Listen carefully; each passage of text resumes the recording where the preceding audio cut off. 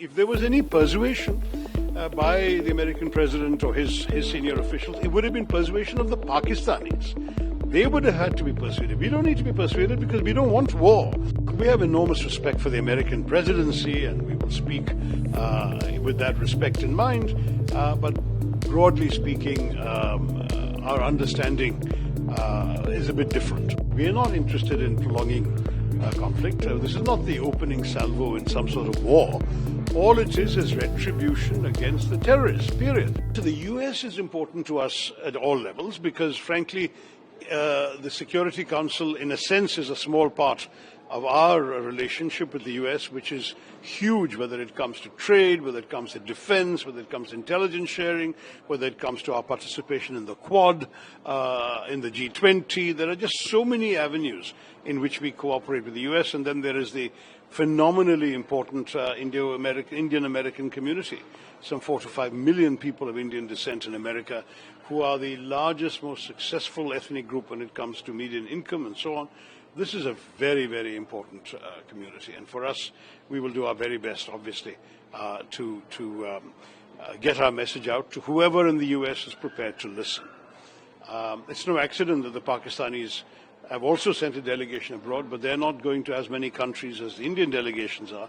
They're focusing on what they consider a few key capitals, namely Washington, Brussels, London.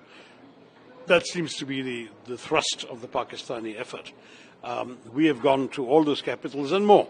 But when I say we, I don't mean just me, all the other MP delegations.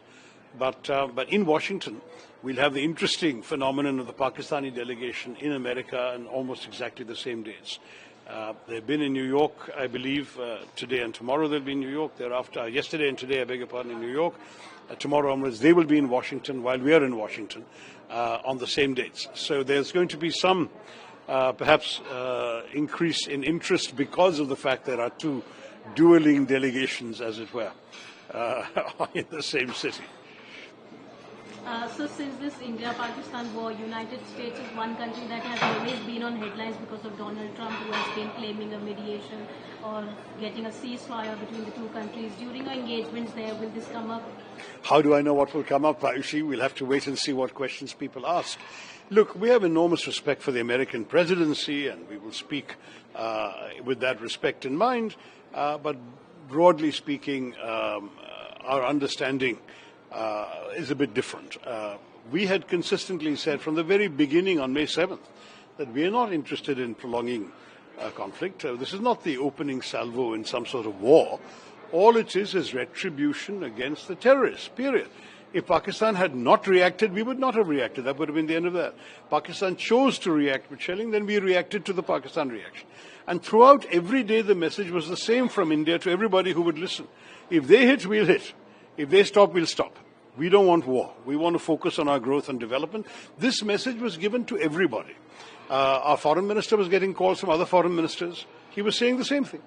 So in that sense, no one needed to persuade us to stop. We had already said stop. So if there was any persuasion by the American president or his senior officials, it would have been persuasion of the Pakistanis.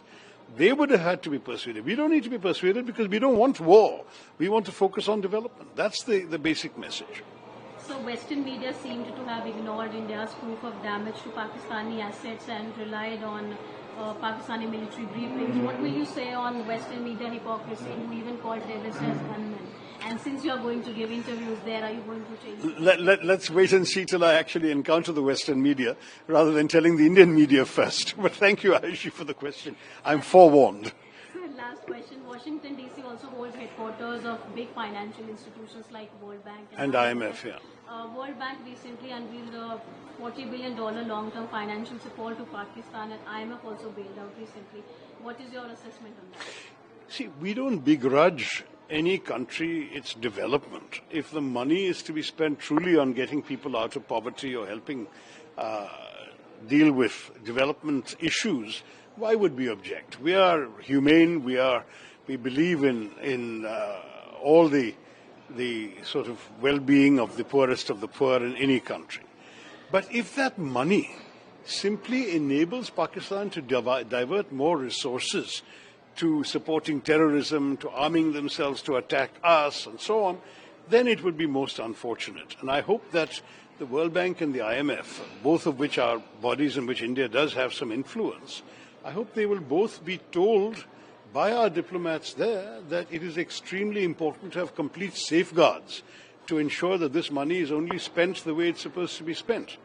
Money is, after all, fungible, right? Let's say you were going to spend 10 rupees on defense and somebody comes and gives you 20. You will happily take 10 and put the other 10 to defense and save yourself the first 10. This is the kind of human nature.